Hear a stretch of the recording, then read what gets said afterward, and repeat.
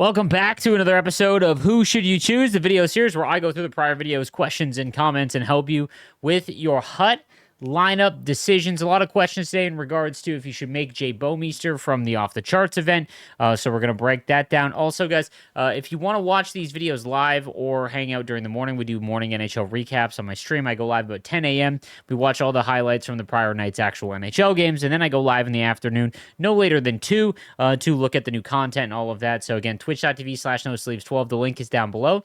Would appreciate if you come hang out. It's been a blast so far. So that being said, let's get into today's questions that I went through. Henrik says, you're talking about making the card. That worked fine last year when you could refund collectibles for future MSPs. This year, with event-bound tokens to upgrade MSPs, you have to be more careful about which MSPs you make. You lose so much more when replacing an old MSP. So, I want to address this because when I talk about making a master set player item, the next question is, what's an MSP? A master set player, for whatever reason they still call them that. That being said, when I talk about making an MSP, every event so far, and I would have to assume that it's going to carry on throughout the rest of the events, they give you enough to make one for free. So that's what I'm talking about when making an MSP. Now, I've also said over the last week or so that I think it might be better if you're going to make a second one, so not free, with coins. And that's kind of sparked some debate because obviously paying with coins has never been the way to go. And I think that there's some nuances to that. It's not just a blanket, okay, do all of the upgrades via coins. The reason for that this year, what you just pointed out in your statement, is that those event tokens have no value. Unless EA brings back the ability to trade in event collectibles for packs or something else, there is no advantage to getting half of your tokens back once you are done with the card. And I don't know if that's by design. I don't know if they're just like, oh yeah, whoops, we should throw that in, which wouldn't surprise me at all, because that would dramatically change the conversation, because then those tokens have value. As it currently stands, if you go and buy cards, so 80 overalls or whatever, to then make tokens, right, you will save yourself some coins. You know, we did the math in the prior video. However, when you are done with the card in a month or a couple months and you refund it all, you're not going to be able to get anything for that, right? You're going to have to wait until 86s are required for trade-ins, and 82s aren't even required yet, so it could be months. That being said, if you do it with coins, you get half of your coins back, which is obviously more advantageous when you refund the card. So again, I think there's kind of a sweet spot, but I don't know what that is. I got to do the math on that, but again, it's an option that I think everyone should kind of be aware of. Hey Sleeves, enjoying the content. Thanks so much. Question, is there going to be more fantasy events, or is that it? This is my first time playing NHL in quite a few years, so I had no idea these good fantasy cards could be. Should I try to purchase a card from the auction market? If so, you got any suggestions? Your expertise would be greatly appreciated. If you're looking to buy a card now, you're looking at like 2 million probably. So you kind of missed the boat. There is usually only one, unfortunately. There are some events that kind of work like fantasy items, and last year, near the playoffs or in the playoffs, they released other cards that worked in the same vein. They just started way higher. But no, that's why there's such a big focus early on for the fantasy event.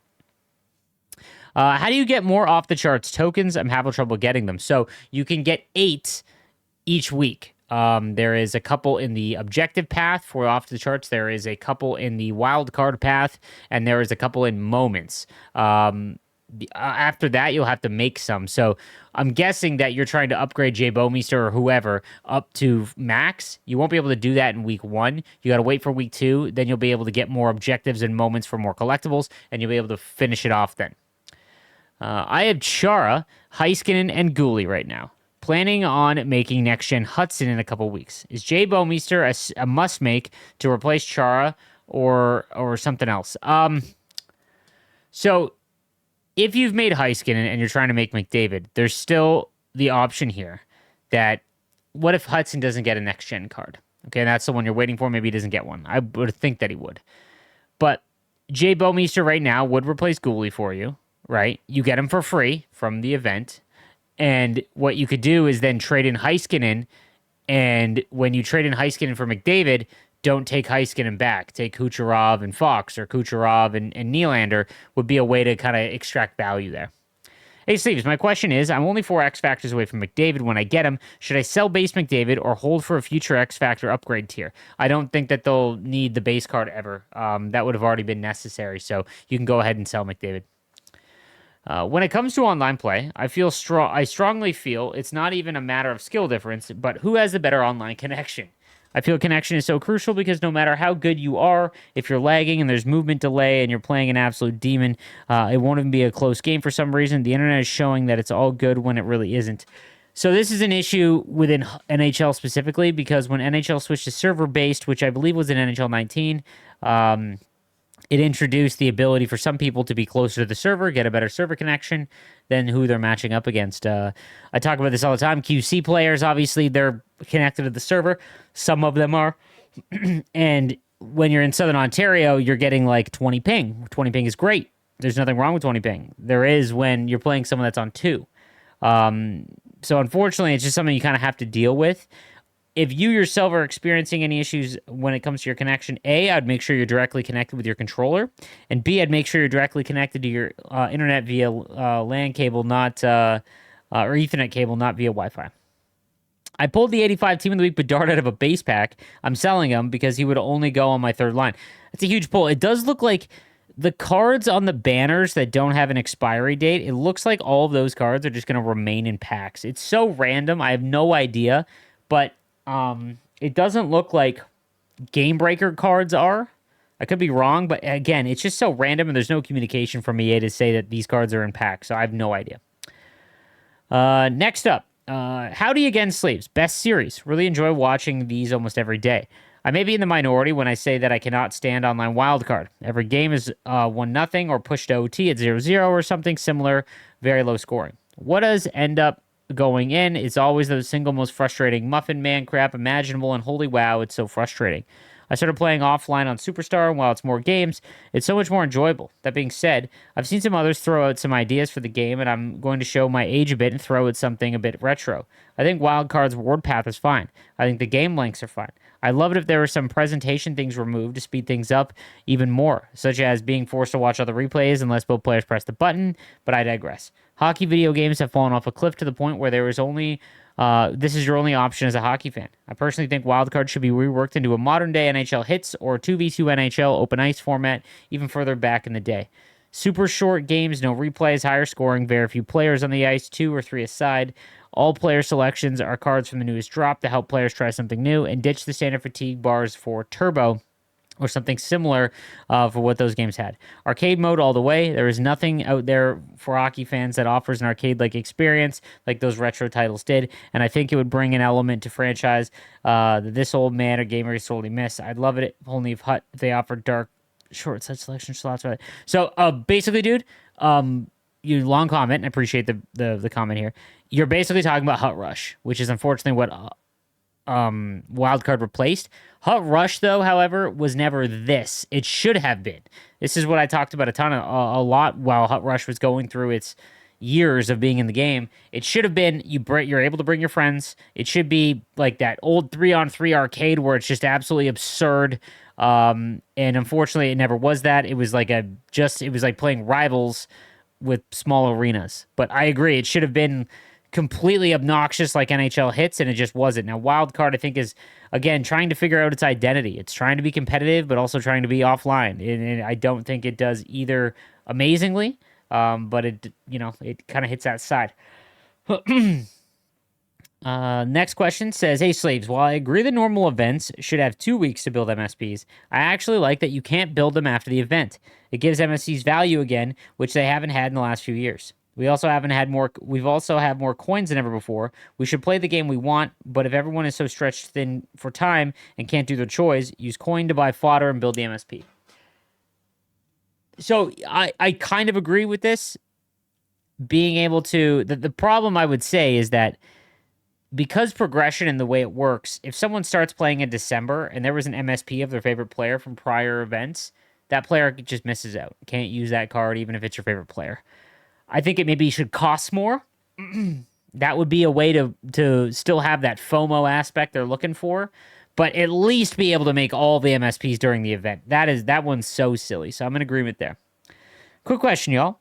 Now that we are multiple 85 Grain Breaker players out, when you redeem your 6 collectibles for a random 85 B&D player item, is it only the 2 85s that came out this week, Monahan and Hellebuck, or is it all the past 85s that we have a chance to be pulled? It's all of them. So when you do the 81 and above, it includes all the 81 and above Game Breakers that have been released. It is not the same. So, that's is what it is. I don't know if I like it or dislike it, but yeah, it's everything.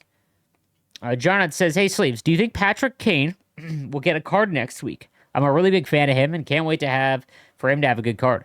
Also, I'm thinking of making Crosby or JMO, but then I'm not sure I would have enough for the Kane card. What do you think I should do in this situation? Dude, if they don't give Showtime an MSP, I fear for the lack of hockey knowledge. Like, if we don't get Patrick Kane or Gordie Howe, Mr. Hockey, I don't know why there would be an event that is for nicknames. In your situation, I would wait. I would just wait. Or, like I said, you should be able to make enough with other set fodder to make multiple in an event. But to be honest, it's about 400K for an MSP on the auction house tradable. You might be able to just wait for the event and then buy them. Hey, Sleeves, as someone who does content creation for Hut, what's a feature you'd like to see EA implement to improve content creators' quality of life? Ooh, that's a thought-provoking question. 5-day content release is an easy one. I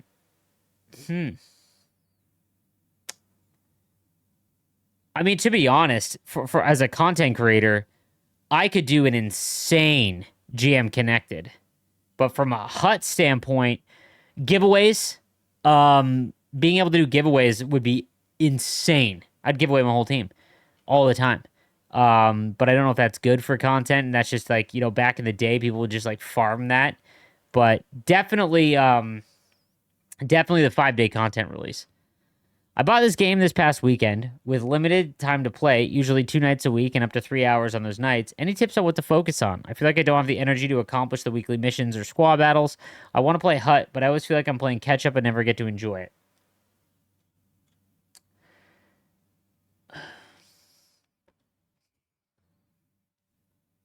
So it would be to play Rivals and work towards the weekly objectives.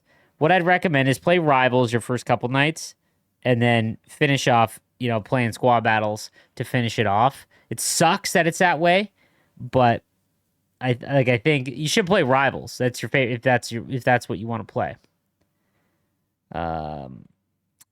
RE for saving for Team of the Year.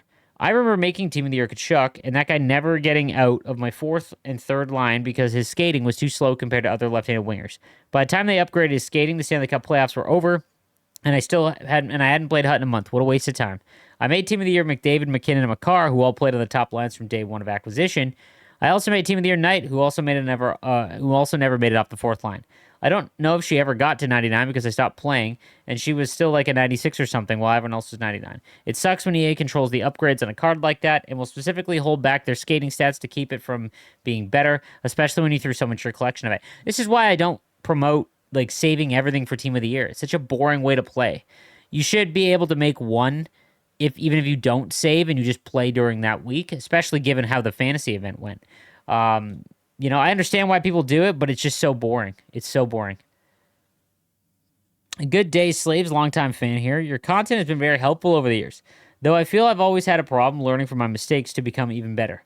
Anyway, on to my question. I pulled Subban in the off-the-charts power pack I bought with coins. I currently have cover athlete McCarr and Hughes, Parayko, Gonchar, and base Heiskanen. I want to make his X Factor eventually. I'm chasing a modern icon player, and so I want to take Gonchar to my lineup for that. Would it be worth making Jabo to replace him? I've upgraded Subban a bit, I do like to use him. Plus, I've always been a fan of Subban since he was on the Habs. Thanks for all your work and bringing awesome Hut content to the masses. Stay safe and healthy, and all the best to your family. Appreciate that, man. Yeah, I'd make Jabo, mister. You won't be upset with Jabo, especially if you didn't make Chara, right? But in your situation, you're looking for a replacement. I would definitely go with Jabo. Bonjour, Sleeves. I'm no money spent, and I can absolutely not justify making team build this year. Do you agree, and why? Yes. I think they're getting a little bit better because they're realizing how much they cost, and they're starting to you could get 3 for free so far. They ended up giving you the moments as well as the wild card last week. So you technically have one half of one for free. I would assume they keep doing that and they sprinkle in an 83 team builder. But yeah, it's team builders are always worth it because they have an advantage right when they come out. But now that everything's 86, like other than Gartner and Koivu, all the other ones are matched by other far cheaper MSP options. Best free-to-play decor. Cover athlete Makar and Sanheim, Pareko and Shara, Carlson, Bouwmeester. That's up there. 100% that's up there. Hey, Slaves, it might be a dumb question, but once people finish the grind for McDavid, if that's what they choose, do you think the Series 1 X Factors will be able to be re-rolled for Season 2 X Factors once the new season is out? Or will it be smart to just not spend the 75 overall and hold on until the new sets are created? Thanks as always for the relatable content. So you won't be able to re-roll. It'll probably just be a completely new release. So you won't be able to make... No. You are always going to be able to make Season 1 McDavid, so that means that you are going to be able to make those base X Factors. So my guess is you will have a choice whether you can make the X Factors from Season 1, like Keisher and Caulfield, for the whole year. And then when Season 2 comes out, you'll be able to make whoever is required to make that supercharged player. So you don't need to worry about that. Maybe give XP for moments and objectives and put all the good rewards in the XP path. Yeah. Like, I saw a comment the other day where it was like, instead of make it score goals with event player items, make it XP. That way you can truly play the game the way you were, the way that you want. And I 100% agree with that. I've played NHL forever, but never really did HUT until this year. Grinding for the fantasy event was fun, and now I ended up getting Confer, Avs alumni, and Middlestad. My question is, should I manage set fodder? How should I manage set fodder now? Is there a general schedule with events I should be on the lookout for? The off-the-charts players don't seem super exciting to me. I've only made one X Factor captain, and I don't anticipate being able to play hours and going into November, December. So when it comes to what you should do with your cards now, you could slowly work towards McDavid. There's nothing wrong with that by making another cover athlete. But to be honest with you, anything 79 and above, you could just hold on to for a future event. Then when an event comes out that you really want the MSP, you could just make it. Sell everything tradable so you always have coins. Players that can't play a lot, coins are more important because you can just go and buy a new card as opposed to having enough stuff to trade in. Sleeves, I had some thoughts on gameplay mechanic changes. For the first time this year, I had a player block a shot and get injured. It's something that happens all the time in the NHL, and I think it should be something that probably should happen a bit more frequently in game. To be clear, I'm not saying the player should leave the game, but having to limp off to the bench and miss a shift or something would make sense, especially if the same player blocks 3 green beam lasers from Chara. I think this would give a bit more importance to the durability stat, maybe even giving some value to the ice pack ability. Also, we often see wild bounces off the stanchions in game. Hockey is such a lucky bounce game, incorporating that'd be fun. In the lower divisions, 100%. As you get more competitive, you want the least amount of lucky stuff that is out of your control. And it sucks because that's like hockey involves so much luck, like what a lot you described. But I can already tell you the player base would hate it. That's why broken sticks were taken away. And again, a lot of the player base of the high end hated it because it's out of your control, right? But it happens. And or the broken glass, all that stuff. I like that stuff. It's immersive, but again, I the higher end, it's just brutal. It's a brutal thing to lose a game because of that. Not sure who to make or if I should just wait until next week. I have Pasta and J-Bo. My centers right now are Game Breaker Miller, Sakic, Cover Athlete Matthews, and Logan Couture. Anything I need to do? No, you've got a great squad right now. The idea about paying for lower tier upgrades is wrong. You'll always lose half, so it doesn't matter if you buy the 50 or 75 or 125k, you'll always lose 62.5. There is a way to lose less tokens, though. Buy the even tiers and put the tokens in odd tiers since the token refund for the odd tiers rounds up. Finally, my math major was used for something useful. I'm not saying this is something everyone should be doing. I'm only replying to the comment in this video. This will become useful if they put out sets for tokens. So, I actually love this idea. So what he's saying is that it will always round up to how many tokens you get back. So if it's 7, right, if it requires 7 tokens, let's say, I'm trying to think of how many it does off the top of my head. Let's say it requires 5, okay? It will give you 3 back, not 2. So what he's saying is buy the even tiers for coins and then the odd tiers with tokens because you'll get an extra 1 back. But the problem is, is that what if they don't ever put out sets for tokens? If they don't do that, then there's nothing then there's still a waste if you go that route. Again, I think it's something that we're going to have to wait and see all year round, and then in NHL 26, we can have a better idea of, I think. Because if they don't bring back those token sets for packs, then what you're saying is pointless anyways, because the tokens will have absolutely zero value. That's going to do it for today's episode. Thank you guys again for watching. I'll see you tomorrow. Have a good one.